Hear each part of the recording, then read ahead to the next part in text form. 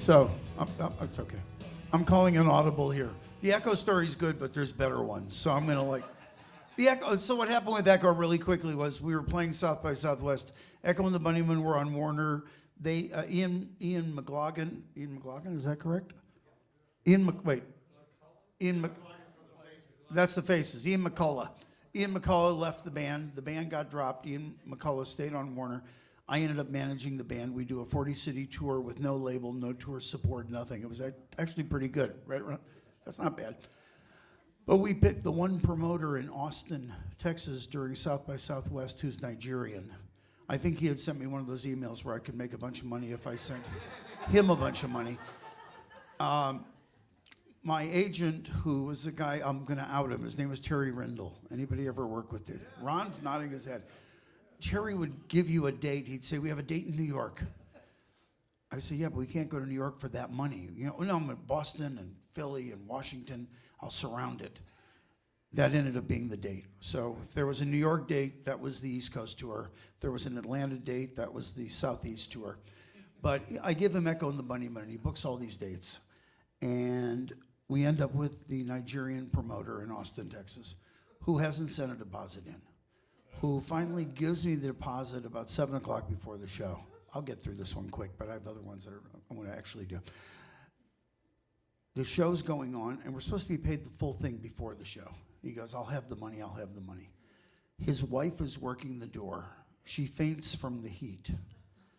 We start to call an ambulance. He stops us and puts her in a cab. I knew we were in trouble. He didn't want to spend the money on the ambulance. A cab would be cheaper. So the show's over, and I go to him, and I told the band, go ahead on. You're going to get paid. Don't worry, I guarantee it. And after the show, he goes, I did not like the show. I am not paying you. Now, I'm known sometimes for talking loud. I went really quiet. I went, I'm going to have to kill you. I couldn't think of anything else to say. I'm gonna have to kill you. He goes, oh, you kill me, I kill you. I said, no, you don't understand. The only thing I can show the band is that I've killed you. I mean, you're not gonna pay him. The bartender behind the bar watches this. It goes on and on. I kill you, no, I kill you, no, I got. He opens up all the registers, takes all the money, dumps it on the counter, and says, I quit, take the money. He does this every night to people. That was Echo and the Bunnymen. They got paid. They got paid. But a more fun story is I'm with the Doobies in Fayetteville, North Carolina. It's 1979. Streaking is real big. There's a girl named Angel. Angel had been hanging out with the band for a couple of days. She was with the Chamber of Commerce or something, I'm not sure what. She had some role in the Welcome Wagon Committee. And she's hanging out with the band, and they're doing Black Water.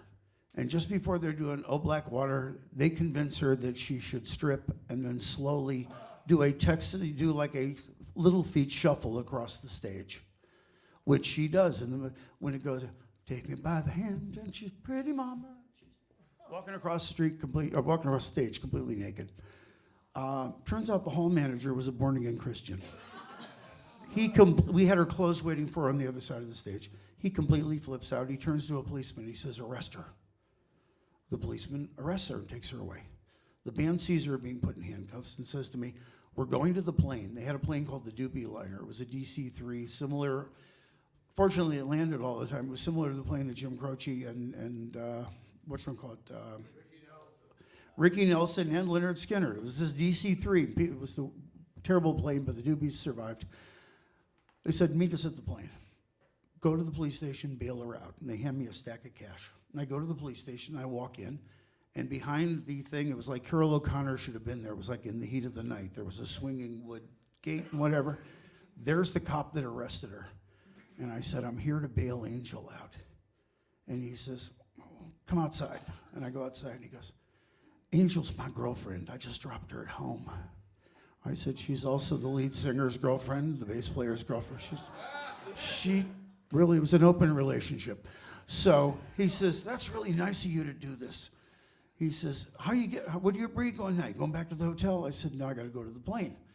Have you ever been in a police car at 100 miles an hour with the flashers going?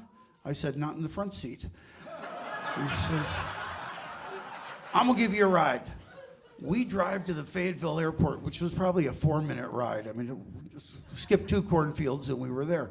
And we pull onto the tarmac and we pull up to the plane and the sirens are going and the flashers are going and I jump out. And this was the coolest thing because I'd seen Smokey and the Bandit. This was amazing. And I run up the steps and I go, that was great. And they went, what the fuck was that all about? I said, he's Angel's boyfriend. And they said, that's great. We just threw all the dope down the toilet. That was the Doobies in Fayetteville. Do I have another minute, Mitch? No, we're Tell you 1 minute. This is a quick one. So, quick one. And then I'll save the other one for later. Brian Wilson agrees to come back in 1976 and do the Beach Boys 15 Big Ones tour. It was the Brian's Back tour. They wanted it to be perfect because Brian was such a perfectionist. And so they ended up hiring Owsley from the Grateful Dead. People familiar. Ron Keeler. Yeah, I know. He's a plant. So they hire Owsley, who was the Grateful Dead's legendary live mixer. And we're doing the first date in San Francisco. And when there was a rehearsal the night before, and we're all sitting at dinner. And Owsley looks across at Karen Lamb. Karen Lamb was married to Dennis Wilson.